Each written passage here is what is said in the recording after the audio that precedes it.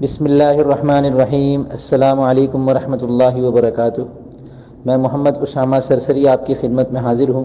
صرف و نحو آسان کورس سبق نمبر 24 ہے۔ اس سبق میں ہم انشاءاللہ اس میں متمکن کی جو 16 قسمیں ہیں ان میں سے ہر قسم کے اعراب پڑھیں گے کہ ان میں سے کس قسم کی حالت رفعی، نصبی اور جری کس طرح آتی ہے۔ ہم نے پڑھا اس میں متمکن کی 16 قسمیں ہیں، ان میں سے 5 آسان ترین ہیں اور 8 آسان ہیں اور 3 مشکل ہیں۔ جو آسان ترین ہیں تو ان کے الفاظ مخصوص ہیں: الو، اثنانی، اثنتانی، کلا، کلتا، ابن، اخن، ہمن، ہنن، فمن، ذو، عشرون، ثلاثون، اربعون، خمسون، ستون، سبعون، ثمانون اور تسعون۔ یہ الفاظ ان کے مخصوص تھے۔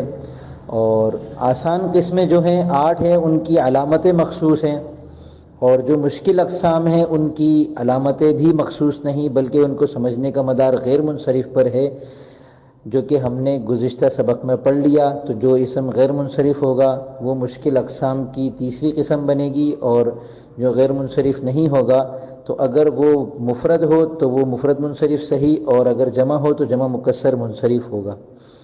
تو یہ 16 قسمیں ہم نے تفصیل کے ساتھ گزشتہ اسباق میں پڑھ اور سمجھ لی تھی۔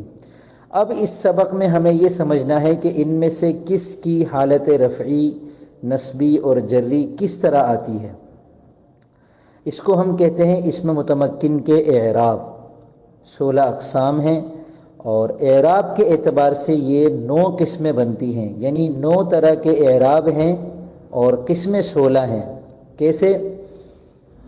تو آسان ترین اقسام میں جب پہلا لفظ ہے الو، اس کی حالت رفعی واو کے ساتھ ہے، یعنی آخر میں واو ہوگا جیسے الو، اور حالت نصبی اور جری یا کے ساتھ ہے یعنی الی ہوگا۔ حالت رفعی میں الو ہوگا اور حالت نصبی اور جری میں الی ہوگا۔ دوسری قسم ہے اثنانی اور اثنتانی، اس کی حالت رفعی الف کے ساتھ آتی ہے اور حالت نصبی اور جری یا ما قبل مفتوح کے ساتھ آتی ہے، یعنی یا ہو اور اس سے پہلے والے حرف پر زبر ہو۔ تو اثنانی اور اثنتانی حالت رفعی میں اثنانی اور اثنتانی پڑھتے ہیں ان کو، اور حالت نصبی اور جری میں اثنینی اور اثنتینی پڑھتے ہیں۔ کلا اور کلتا، ان کی حالت رفعی الف کے ساتھ ہے اور حالت نصبی اور جری یا ما قبل مفتوح کے ساتھ ہے۔ غور کریں، اثنانی، اثنتانی اور کلا کلتا کے اعراب بالکل ایک طرح کے ہیں۔ آگے جو آسان اقسام ہیں ان میں سے تثنیہ کا بھی یہی اعراب ہے۔ تو جو لفظ اثنانی اثنتانی ہو یا کلا کلتا ہو یا تثنیہ ہو جیسے رجلانی، تو ان کی حالت رفعی ہوگی اثنانی، اثنتانی، کلا، کلتا، رجلانی، اور حالت نصبی اور جری ہوگی اثنینی، اثنتینی، کلئی، کلتئی، رجلینی۔ ٹھیک ہے۔ چوتھی قسم ہے اسماء ستہ، یعنی ابن، اخن، ہمن، ہنن، فمن اور ذو۔ ان کی حالت رفعی آتی ہے واو کے ساتھ۔ اچھا، ان میں بتایا گیا تھا کہ ان کا مضاف ہونا ضروری ہے، تو حالت رفعی واو کے ساتھ آتی ہے، حالت نصبی الف کے ساتھ آتی ہے، حالت جری یا کے ساتھ آتی ہے۔ حالت رفعی میں کیسے پڑھیں گے ہم؟ ابو کی، اخو کی، ہمو کی، ہنو کی، فمو کی یا فو کی، اور ذو مالن۔ ٹھیک ہے۔ ان کا ترجمہ جو کی ہے وہ واحد مؤنث کی ضمیر ہے۔ ہم مخاطب اگر ہمارے سامنے کوئی خاتون ہوں تو ہم اس سے کہتے ہیں کہ آپ کے ابو۔ اسی طرح جو دیگر الفاظ ہیں ان کا ترجمہ آپ لغت میں سے دیکھ لیں۔ اور حالت نصبی میں ہم کہیں گے ابا کی، اخا کی، حما کی، ہنا کی، فما کی یا فا کی، اور ذا مالن۔ حالت رفعی میں تھا ذو، حالت نصبی میں ہے ذا کیونکہ حالت نصبی الف کے ساتھ آتی ہے۔ حالت جری میں ہم کہیں گے ابی کی، اخی کی، حمی کی، ہنی کی، فمی کی یا فی کی، اور ذی مالن۔ تو یہ ذو جو ہے یہ بہت زیادہ مستعمل لفظ ہے، اردو میں بھی استعمال ہوتا ہے، تو اس کو یاد رکھیں، ذو، ذا اور ذی۔ ہم اکثر نام سنا ہوگا ذی شان، یہی ذو ہے جس کی حالت جری ہے ذی۔ تو ذی شان کا مطلب ہے شان والا، ذو کا ترجمہ ہوتا ہے والا۔ اگر حالت جری ہو تب اس کو ذی بولیں گے، اور اس صورت میں یہ بنے گا ذی شانن، وقف کر کے بنا ذی شان، اور اردو میں جب یہ نام کسی کا رکھا تو حالت جری کے ساتھ ہی رکھ دیا گیا ذی شان، تو اس میں ذو شان یا ذا شان نہیں کہتے اردو والے، ٹھیک ہے۔ اگلی قسم ہے 20 سے 90 تک، ان کی حالت رفعی واو کے ساتھ آتی ہے، حالت نصبی اور جری یا ما قبل مکسور کے ساتھ آتی ہے۔ غور کریں یہ وہی اعراب ہے جو سب سے پہلے لفظ علو کا ہے، یعنی 20 30 40 50 60 70 80 90 اور حالت نصبی اور جری میں ہم کہیں گے 20 30 40 50 60 70 80 90۔ آگے ہے آسان اقسام کی 8 قسمیں، ان میں سے پہلی ہے مفرد منصرف قائم مقام صحیح، اس کی حالت رفعی پیش کے ساتھ، حالت نصبی زبر کے ساتھ، حالت جری زیر کے ساتھ۔ اب وہ 2 پیش 2 زبر 2 زیر بھی ہو سکتا ہے، اور 1 پیش 1 زبر 1 زیر بھی ہو سکتا ہے۔ نوٹ کرنے کی بات یہ ہے کہ ہم جب آسان لفظوں میں کسی کو حالت رفعی نصبی اور جری سمجھاتے ہیں بالکل مبتدی طالب علم کو، ابتدائی طالب علم کو، تو اس کو یہی سمجھا سکتے ہیں کہ حالت رفعی سے مراد یہ ہے کہ آخر حرف پر پیش ہو، حالت نصبی سے مراد یہ ہے کہ آخری حرف پر زبر ہو، حالت جری سے مراد یہ ہے کہ آخری حرف کے نیچے زیر ہو، جیسے دلون دلون دلون ظبین ظبین ظبین۔ تو یہ یوں ہم کہہ سکتے ہیں کہ اصل حالت رفعی نصبی اور جری یہ ہونی چاہیے تھی، پھر کسی کی بدل کر آتی ہے اور کسی کی ہمیشہ ایک جیسی آتی ہے۔ تو اوپر ہم نے جو آسان ترین اقسام کی حالت رفعی نصبی جری پڑھی وہ زبر زیر پیش کے ساتھ نہیں آتی بلکہ واو الف یا کے ساتھ آتی ہے سب کی۔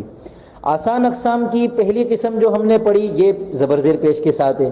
دوسری قسم تثنیہ، یہ ہم نے پڑھ لیا کہ اس کو اثنانی اثنتانی اور کلا کلتا کے جیسے اس کا اعراب ہے۔ تیسری ہے جمع مؤنث سالم، اس کی حالت رفعی تو پیش کے ساتھ آتی ہے، البتہ حالت نصبی اور جری دونوں زیر کے ساتھ آتی ہے، جیسے مسلماتن حالت رفعی اور مسلماتن حالت نصبی بھی یہی ہے، حالت جری بھی یہی ہے۔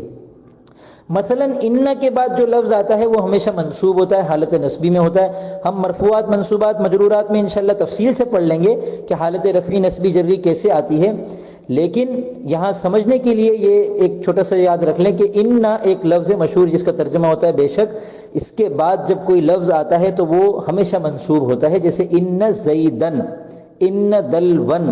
تو ان کے بعد اگر مسلمات آ جائے، مسلمات کئی ساری مسلمان عورتوں کے بارے میں کچھ بتا رہا ہوں کہ ان مسلمات، بے شک کئی ساری مسلمان عورتیں جو ہیں وہ یہاں آئی ہیں یا ان کو میں نے دیکھا یا وہ ان کے بارے میں کوئی بھی بات بتانے لگا ہوں تو میں کہوں گا ان مسلماتن، حالت نصبی ہے، ان کے بعد جو بھی لفظ آتا ہے وہ منصوب ہوتا ہے، جیسے ان زیدن ان کتابن، لیکن ان مسلماتن نہیں کہیں گے ہم، کیوں؟ کیونکہ جمع مؤنث سالم کی حالت نصبی اور جری دونوں زیر کے ساتھ آتی ہے، زبر کے ساتھ نہیں آتی ہے۔ اگلی قسم ہے جمع مذکر سالم یعنی مسلمون، تو اس کی حالت رفعی نصبی جری بالکل ویسی آتی ہے جیسی ہم نے علو اور 20 سے 90 تک کی جو 2 قسمیں ہیں ان کی پڑھ لی، کہ حالت رفعی واو کے ساتھ اور حالت نصبی اور جری یا ما قبل مکسور کے ساتھ، جیسے مسلمون حالت رفعی، مسلمین حالت نصبی اور مسلمین حالت جری۔ اگلی قسم ہے کتابی، یہ کہ کوئی بھی لفظ جو کہ جمع مذکر سالم نہ ہو اور اس کی اضافت ہو رہی ہو یا متکلم کی طرف، جیسے میری کتاب اگر میں کہنا چاہتا ہوں تو میں کتاب کے آگے یا لگا دوں گا، یا کا ترجمہ ہے میرا یا میری، تو کتابی کا مطلب ہے میری کتاب۔ ایسا کوئی بھی لفظ ہوگا تو چونکہ وہ یا متکلم کی طرف مضاف ہو گیا ہے، اب یا کی وجہ سے اس لفظ کے آخر میں، یعنی جیسے کتاب کے آخری حرف با ہے تو اس کے نیچے ہمیشہ زیر آئے گی، اس کو ہم کہیں گے کتابی، میری کتاب۔ اب خواہ اس کی حالت رفعی ہو، حالت نصبی ہو، حالت جری ہو، یہ کتابی ہی رہے گا، ٹھیک ہے؟ تو اس وجہ سے اس کو نحوی حضرات کہتے ہیں کہ اس کی حالت رفعی نصبی جری تینوں تقدیری ہیں، مقدر ہیں۔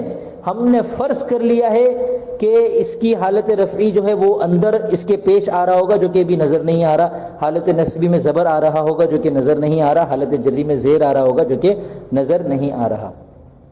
اگلی قسم ہے مسلمیہ، یعنی کتابی جو ہے اس میں ہم نے کہا تھا کہ کسی بھی لفظ کی اضافت یا متکلم کی طرف ہو رہی ہو اور وہ لفظ جمع مذکر سالم نہ ہو.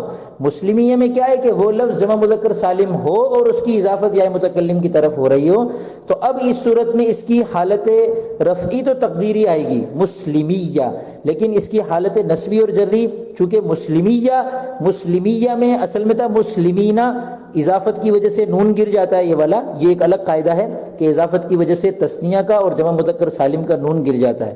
تو مسلمینہ میں جب اس کی اضافت یا کی طرف کر دی مسلمی نی ہو گیا سمجھ لے، تو پھر نون کو ہم نے گرا دیا، اب یہ ہو گیا مسلمی، دو یا ہو گئی. تو آخری والی جو یا تھی اس پہ زبر لگا دیا تو یہ بن گیا مسلمیہ.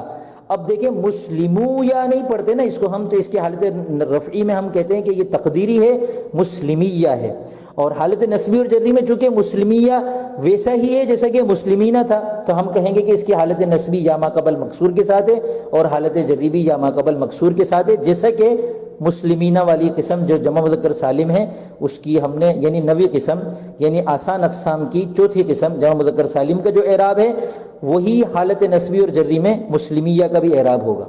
ٹھیک ہے. اگلی قسم ہے اس میں منقوص، ہر وہ لفظ جس کے آخر میں یا ساکن ہو اور وہ یا اصلی ہو، جیسے القاضی، اس کی یا اصلی ہے، یہ یا متکلم والی یا نہیں ہے اور ساکن ہے. ٹھیک ہے. القاضی، تو یہ جو ایسا لفظ ہوگا اس کی حالت رفعی ہوگی القاضی تقدیری ہوگی، اور حالت جری بھی القاضی ہوگی تقدیری. البتہ حالت نسبی میں اس پر زبر آ جائے گا القاضیہ، تو حالت رفعی اس کی ہے القاضی، حالت نسبی ہے القاضیہ اور حالت جری ہے القاضی. اگر الف لام ہٹا دیں تو یہ بنتا ہے قاضن. یہ ایک علم الصرف کے قاعدے کے مطابق ہوتا ہے، جو یہاں سمجھایا جائے تو سبق طویل ہو جائے گا. تو جب اس پر سے الف لام گراتے ہیں تو یہ القاضی کے بجائے یہ بن جاتا ہے قاضن. اب حالت رفعی ہے قاضن، حالت نسبی ہے قاضین اور حالت جری ہے قاضن. تو حالت نسبی اس کی زبر یا دو زبر کے ساتھ ہے اور حالت رفعی اور جری تقدیری ہے. اگلی قسم ہے اس میں مقصور، ہر وہ لفظ جس کے آخر میں الف ہو یا اس کے آخر میں یا ہو اور اس کے اوپر کھڑا زبر ہو. تو اس کی حالت رفعی نسبی جری تینوں تقدیری ہیں، یعنی یہ اسی طرح رہے گا جیسے مثلا موسیٰ ایک لفظ ہے جو کہ اس میں مقصور ہے، تو حالت رفعی میں بھی ہم موسیٰ کہیں گے، حالت نسبی میں بھی موسیٰ کہیں گے، حالت جری میں بھی ہم موسیٰ ہی کہیں گے. مشکل اقسام آگے ہیں، تو اس کی پہلی قسم ہے مفرد منصرف صحیح اور دوسری قسم ہے جمع مکسر منصرف. ان دونوں کا اعراب وہی ہیں جو مفرد منصرف قائم مقام صحیح میں بتائے تھے، یعنی اصل اعراب، یعنی حالت رفعی پیش کے ساتھ، حالت نسبی زبر کے ساتھ، حالت جری زیر کے ساتھ. دیکھیں سمجھنے کے اعتبار سے مفرد منصرف صحیح اور جمع مکسر منصرف مشکل تھے تو ان کو ہم نے مشکل اقسام میں رکھا، لیکن حالت رفعی نسبی جری کے اعتبار سے یہ سب سے آسان ہے. یہی وجہ ہے کہ جو علم النحو کی کتابیں ہیں ان میں سب سے پہلی قسم مفرد منصرف صحیح کو بنایا، دوسری قسم مفرد منصرف قائم مقام صحیح کو بنایا جاتا ہے اور تیسری قسم جمع مکسر منصرف کو بنایا جاتا ہے، اور پھر بتایا جاتا ہے کہ ان تینوں کی حالت رفعی پیش کے ساتھ ہے، حالت نسبی زبر کے ساتھ ہے، حالت جری زیر کے ساتھ. مگر صرف اعراب آسان تھے، ان قسموں کو سمجھنا مشکل تھا. تو ہم نے اپنے طور پر ان کو 16 اقسام کے جو ترتیب دی ہے، میں نے خود یہ ترتیب دی ہے تاکہ سمجھنا آسان ہو جائے. جو اعراب کی صورتیں ہیں وہ ہم نے اس طریقے سے سمجھ لی الگ الگ سب کی، تو اب جب سب سمجھ میں آ گئی تو پھر انشاءاللہ کچھ مشکل نہیں رہے گا.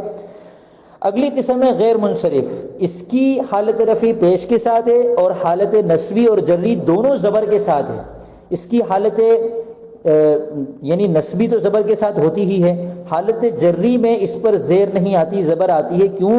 کیونکہ ہم نے غیر منصرف کے اندر پڑھ لیا تھا سبق میں کہ غیر منصرف ہونے کی وجہ سے کسی بھی لفظ پر زیر نہیں آتی اور نہ تنوین آتی. تو غیر منصرف کی مثال ہے احمد، ایک لفظ مثال کے طور پہ، تو اس کی حالت رفعی ہوگی احمدو اور حالت نسبی اور جری ہوگی احمدہ. اچھا گزشتہ دونوں قسموں کی بھی مثالیں دیکھ لیں. مفرد منصرف صحیح کی مثال ہے زیدن یا کتابن، تو زیدن کتابن حالت رفعی ہے، زیدن اور کتابن حالت نسبی ہے، زیدن اور کتابن حالت جری ہے. جمع مکسر منصرف کی بہت سی مثالیں ہیں، ان میں سے ہم لے لیتے ہیں، جیسے کتاب کی جمع کتب ہے تو کتبن حالت رفعی، کتبن حالت نسبی، کتبن حالت جری. ٹھیک ہے. تو یہ اس میں متمکن کی 16 قسموں کے اعراب ہیں.